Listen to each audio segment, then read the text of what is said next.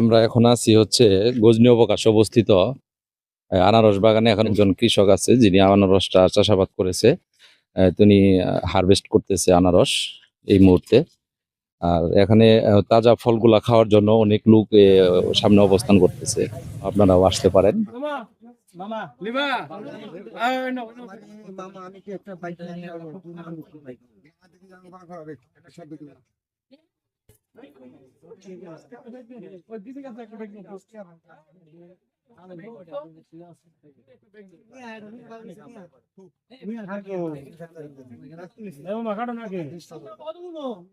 সে কৃষক ভাইয়ের সাথে একটু কথা বলবো। আপনারা যে আনারসে চাষাবাদ করছেন, কেমন সাড়া পাচ্ছেন? জনগণ কেমন আসতেছে, কেমন খাচ্ছে? এখান থেকে কি সব বিক্রি করতেছেন আপনারা, নাকি পাইকারি ভাবে কোনো সেল করতেছেন? হ্যাঁ, আমরা এখান থেকে বিক্রি করছি। এখন আমাদের এখানে গজনী অবকাশ বিনোদন কেন্দ্রে আমরা এগুলা দেই, সেল দেই। ওখান থেকে আমাদের লোকে পাঠায়, ওরা বিক্রি করে। এখানে আমাদের আনারস শেষ আচ্ছা, হয়ে যাচ্ছে। আপনারা আবার দূর দূরান্ত থেকে আসে, শ্রীবর্দী, বক্সিগঞ্জ, শেরপুর, সুদূর দেওয়ানগঞ্জ, আপনার মেলানন্দ ওই দিক থেকেও আসে, ওনারা খেয়ে যায়।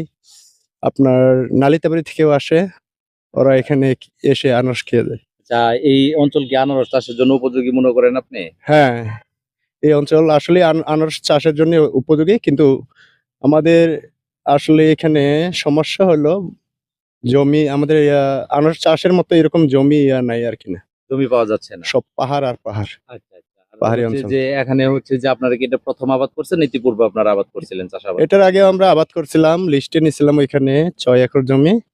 ওইখানে আপনার জমির মালিক আর দিল না, পরে আমরা এখানে জমি নিয়ে 1 একর জমি আমরা এখানে চাষ করছি গসনি অবকাশে।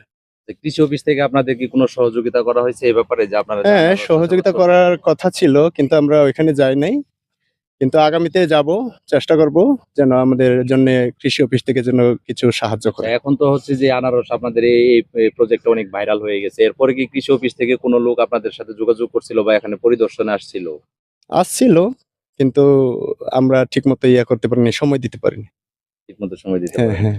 ধন্যবাদ আপনাকে। আচ্ছা।